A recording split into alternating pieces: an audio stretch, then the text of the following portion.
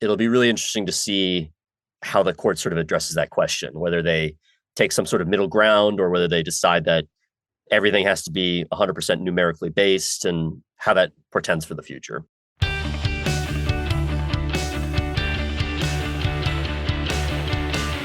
I am Reese and this is The Future of Water, in which we talk about all the ways which companies, utilities, and people are addressing the challenges and opportunities in water. Welcome to episode 104, and I know it's going to be a good one, even with some of the drilling that seems to be happening behind me. There's a little bit of infrastructure work happening, so we'll just use it as background color for the conversation that I'm going to have with Greg Goodwin, which we're going to talk about upcoming Supreme Court case, the City and County of San Francisco versus the Environmental Protection Agency. This case, which is going to be heard in the next week or two in Washington at the Supreme Court, addresses a challenge brought forth by San Francisco against the EPA regarding the EPA's authority under the Clean Water Act. The city is arguing that the EPA's current discharge rules are overly vague and that they prohibit water pollution without specifying clear numerical limits. So the outcome of the case could significantly, once again, impact water quality standards, but also redefine the balance of regulatory authority between the federal and state governments. But it also comes, as we've talked about on this podcast, it comes following a string of Supreme Court decisions that are influencing the regulatory direction of the federal government, the EPA, and a number of other agencies. But in the case of this podcast and this discussion, it's also influencing what's happening within the water and wastewater sectors. But before we do that, bear with me and let me talk about what's caught my attention recently or over the past week or so. Well, everybody, at least in the U.S., knows about this, so I'll just put it out there. In the aftermath of Tropical Storm Helene in western North Carolina, including Asheville and the surrounding areas, the region's facing a severe water crisis. It's not just death and destruction. It's more than that. The storm's flooding has damaged critical water infrastructure. It's left, sadly, 200 people dead.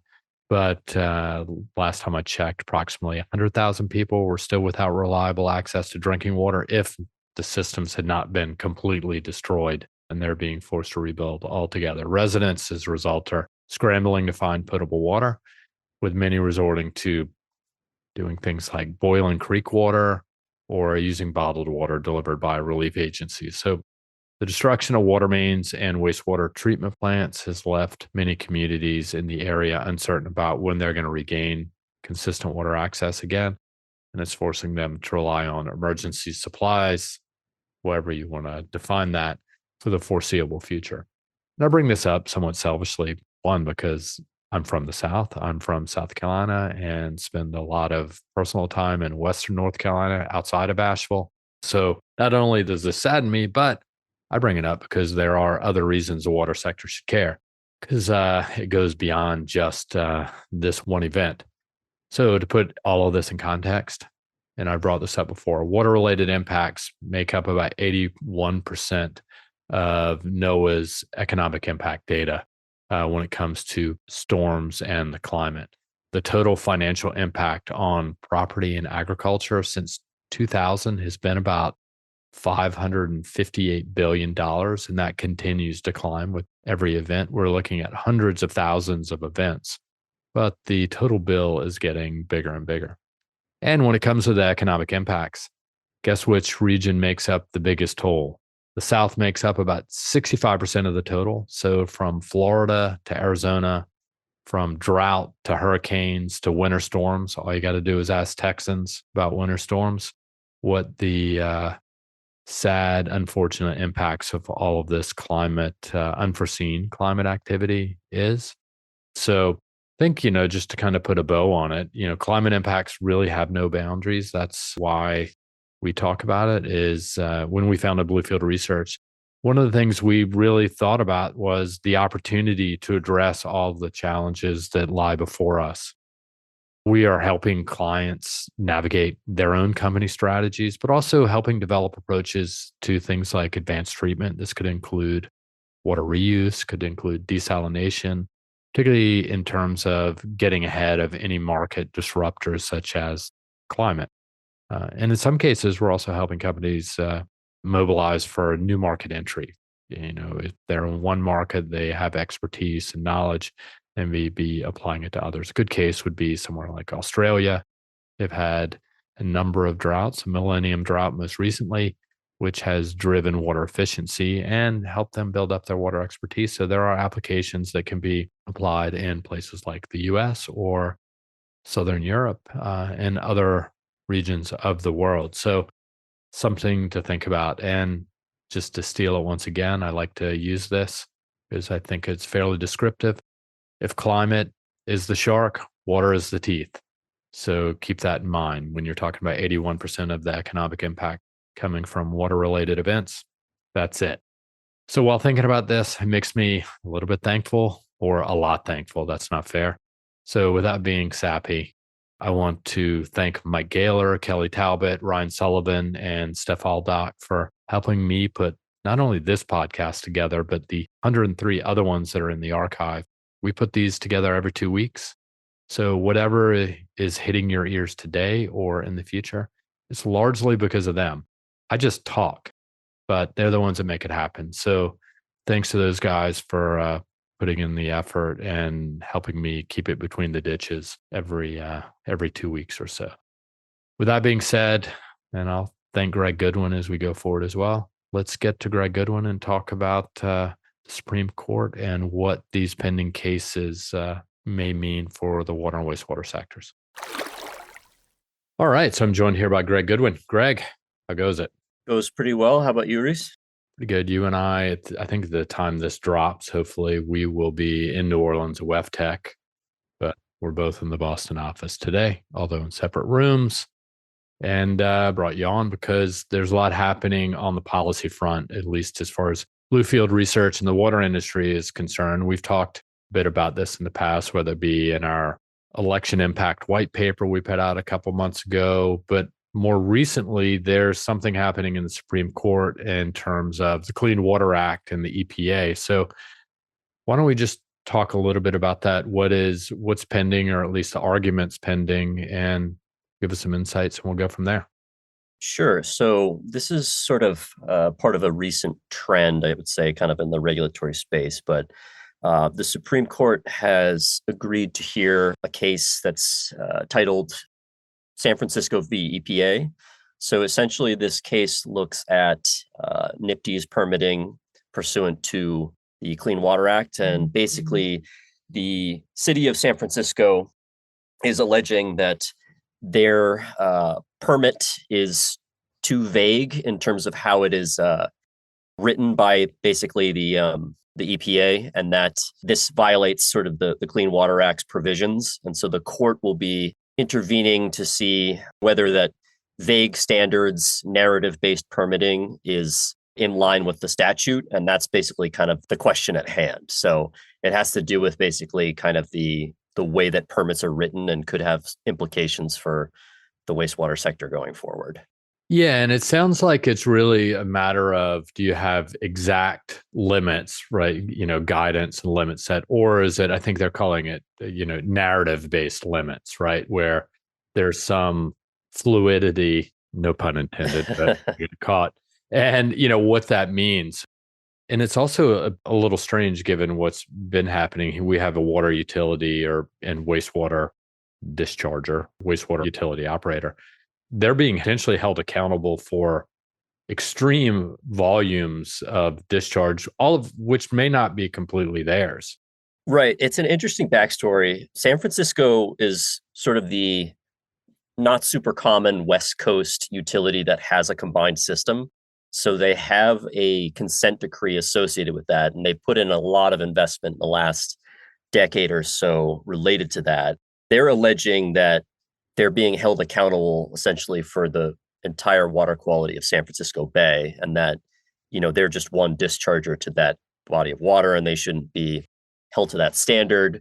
The city attorney released a statement earlier in the week, basically saying that in order to comply with the permit as currently written, they would need to invest like another $10 billion or something like that, and raise rates to a level that would put like half the city in poverty. I mean, some of that might be hyperbole in terms of how they're presenting things, but it's not small amounts of investment that they're sort of alleging. And it's also kind of an interesting, in terms of the parties involved, other plaintiffs that have signed on. So people think of, the city of San Francisco as being, rather progressive and sort of environmentally friendly in terms of the stance and so forth. They're being joined by the U.S. Chamber of Commerce and the National Mining Association on this. So there's obviously interests on sort of those business side to kind of have a regulatory regime that's tighter and maybe less effective overall in terms of water output. And then on sort of the side of the EPA, there are 13 attorneys general across various US states that are, I think in most cases, democratically controlled, who are saying that in some cases, I think particularly related to certain nutrient type of discharges, that a narrative-based permit could actually be potentially more effective or more accurate and sort of easier to comply with in some cases, just the way that water quality issue tends to play out. So it'll be really interesting to see how the court sort of addresses that question, whether they take some sort of middle ground or whether they decide that everything has to be 100% numerically based, and how that portends for the future. I guess, given some of the other cases we've looked at in our own analysis, whether it be, Loper Bright Lopez, the Chevron deference case. I always confuse it, Bright Loper or Loper Bright. Enterprises, sorry, apologies to all the listeners. But then the other, you got the Waters of the U.S. or Sackett versus EPA. You've got the air quality case, which is West Virginia versus EPA. And so there has been a question of, undermining EPA authority and ability to provide guidance such as this and pushing it down to either the state, local, or really the judiciary in many cases. So where does this fit within that framework? Do you get a sense at this point? And I know it's early in the stage. The arguments haven't been made yet, but where might this fall? Do you have any sense or what the temperature is? Yeah, so I mean, I think to your point there around recent cases, there's clearly been sort of a sea change within the court itself in terms of how it's going to address, the regulatory space on the federal level in general, right? So like those cases that you mentioned, those have all been in the past 3 or 4 years, and the court has heard way more cases specific to like EPA regulation in the last couple of years than in like past decades. So just the fact that the case is being heard is significant in itself in terms of how this court is going to view, the regulatory apparatus and power of executive branch in general. I would not be surprised to see, narrative-based permitting or anything that has any amount of vagueness to it be sort of eliminated. I mean, that's part of what the whole case around Chevron was about, of letting executive agencies, sort of fill in the gaps of any sort of statutory ambiguity.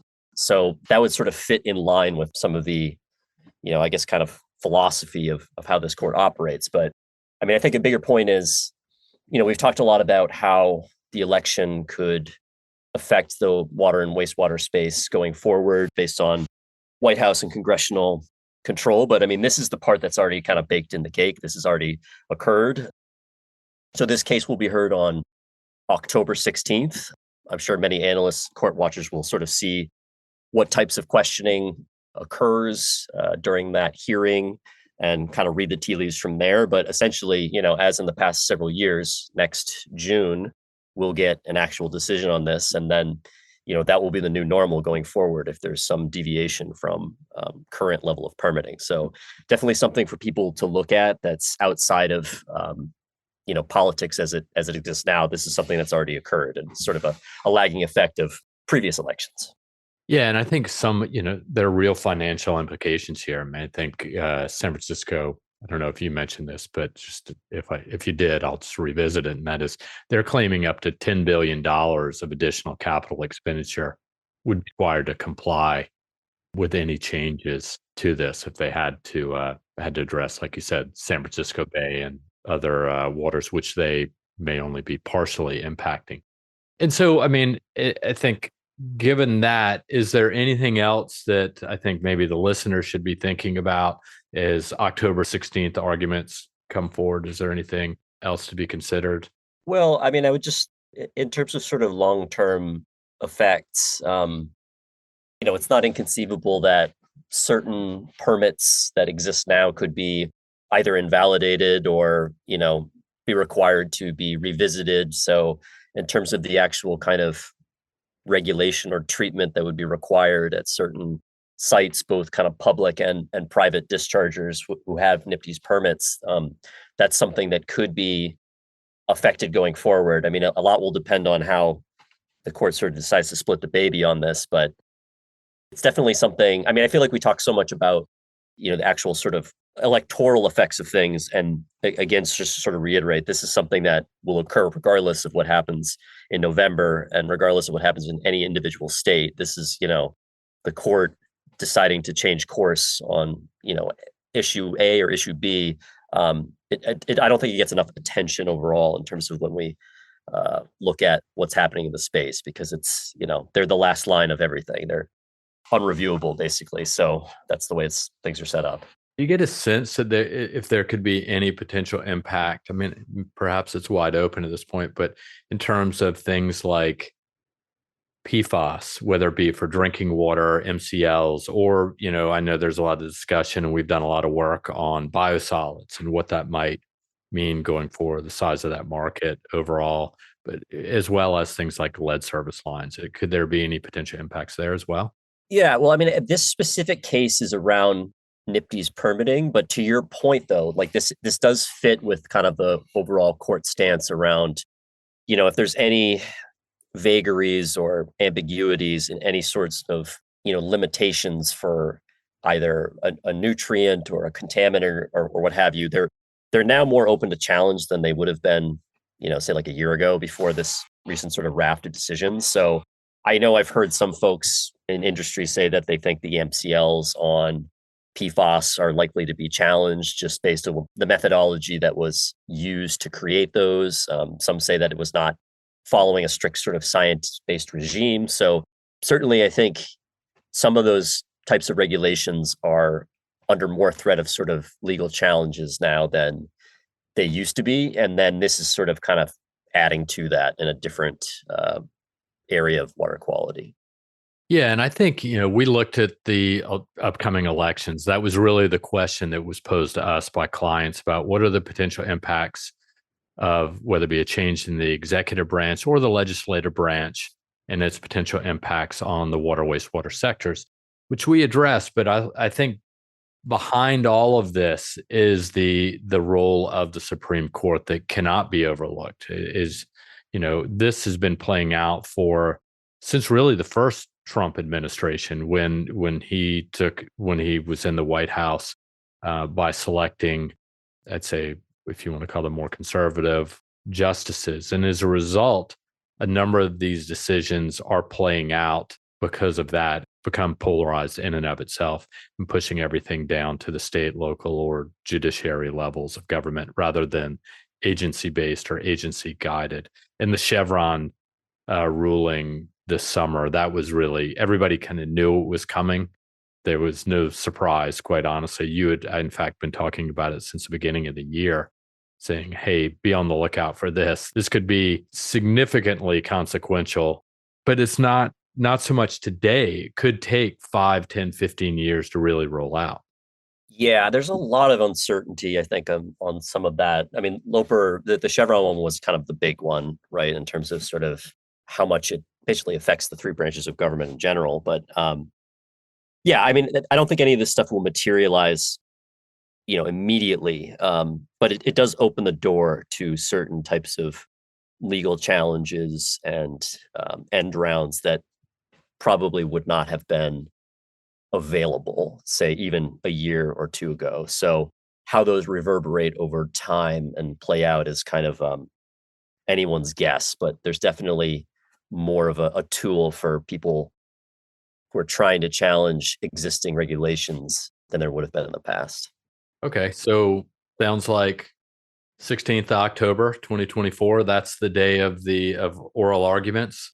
Yes, that's the day. There'll be sound bites from that, and court watchers and legal analysts will have some takeaway after that. They usually know which way people are going to go after the oral arguments. So it'll be interesting to see what happens. But then, yeah, next June or early July, there will be the official votes on how things happen. But something for people to keep an eye on. Well, that's why I wanted to bring you onto this. So this is something you and I have been discussing over the past couple of months, quite honestly. And so while we have some research sort of developing on it for clients, I thought it would be a good idea to bring you on just to talk about the policy landscape and what it might mean. Because like a lot of these things, people don't talk a lot about them. Court watchers do, but it's all behind the scenes, but has a big impact. So I appreciate you jumping on and providing some perspective on what's happening. Yeah, absolutely. All right, Greg, I will let you go. This was quick and easy. So thanks a million for jumping on, and I will see you at WEFTEC on Monday. Sounds good. Have a good one. You too. Take care. All right, that's a wrap for our 104th episode. So thanks for being part of the journey. It's always awesome to have Greg on. He's got lots of insights. He's also really measured in the way he looks at the market. So that is appreciated, not emotional as maybe I get sometimes about some of these things. So we're excited about the future of water and the journey that we're on, and also the innovations that lie ahead, policy related or not. So stay tuned for more insightful discussions on this podcast, and also be on the lookout for expert interviews with my colleagues here and other places. So here's to the next 96 episodes to get to 200. So we got a ways to go, but there will be milestones along the way. Before we sign off, if you're in Boston, Barcelona, Paris, Chicago, New York, San Francisco, let us know, and we'd enjoy the opportunity for a meeting. It's always good to meet in person. That's happened last week at the Science Water event, and I look forward to being at WEFTEC and a couple other events this fall as well. Please subscribe to the Future Water Podcast and give us a review. You don't even have to say anything. Just hit 5 stars if you like it. Admittedly, if you only want to give it 1 star, try to convince you not to do that. But hey, I don't want to put my thumb on the scale. Send us a note to waterexperts@bluefieldresearch.com with any topic ideas you'd like us to discuss. We're doing this for you. And then lastly, tell a friend about it. That's how these things spread. This podcast and these water industry insights have been brought to you by the one and only Bluefield Research. To learn more about us, visit us at bluefieldresearch.com. Till we talk again, be well, be safe, and take care.